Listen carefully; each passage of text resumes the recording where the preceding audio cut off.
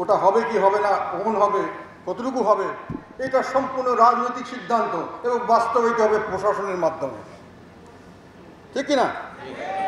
এটা আমি হাইকোর্টে যাই কেন? এটাকে হাইকোর্টের এখতিয়ারের মধ্যে পড়ে?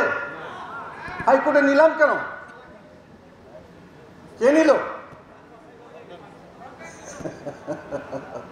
এইখানেই তো সন্দেহ জনগণের হয়ে গেল, সেটা হাইকোর্টে গেল কেন?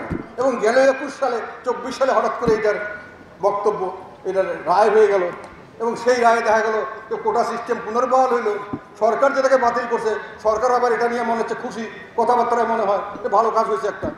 তার মানে জনগণের মাঝে আর ধারণা আসলো সরকার তখনই এটাকে করতে চাননি, কোনো কারণে করেছেন, যে কোনোভাবে হোক সেটাকে আবার পুনরুদ্ধার করে আবার কোটা বহাল করবেন, তার জন্য তাদের লোকদের দিয়ে মামলা করিয়েছেন এবং সরকার বিবাদী হিসাবে সেখানে যথাযথভাবে তাদের জিনিসগুলো উত্থাপন করেন নাই, অথবা পরোক্ষভাবে সরকার প্রত্যক্ষ বা পরোক্ষভাবে যারা মামলা করেছে তাদের উপরে সহায়তা করেছে।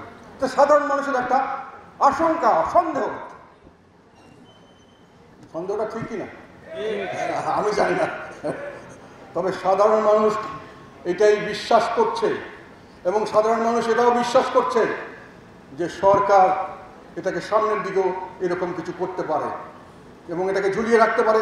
এখন তো ঝুলিয়ে রাখার প্রশ্ন চলে গেছে, এখন ওখানে গিয়ে আবার সরকারের যে উদ্দেশ্য আবার এটা চালু করা, এটাও হয়তো করতে পারে। সাধারণ ছেলেপেলেরা এই জন্যই আন্দোলন থেকে পিছু হচ্ছে না, আমি যেটা বুঝেছি তাদের সঙ্গে কথাবার্তা বলে। এখন এটার প্রশ্ন আসে যে আমরা বিচার বিভাগের কথা বড় বড় কথা বলছি, সরকার মনে বিচার বিভাগ আপনারা কথা বলেন, এটা কি জানি, এটা কোর্ট অমান্য হবে, এটা হবে সেটা হবে, এবং এটার বাইরে কিছু বলা যাবে না, ওনারাই সর্বসান।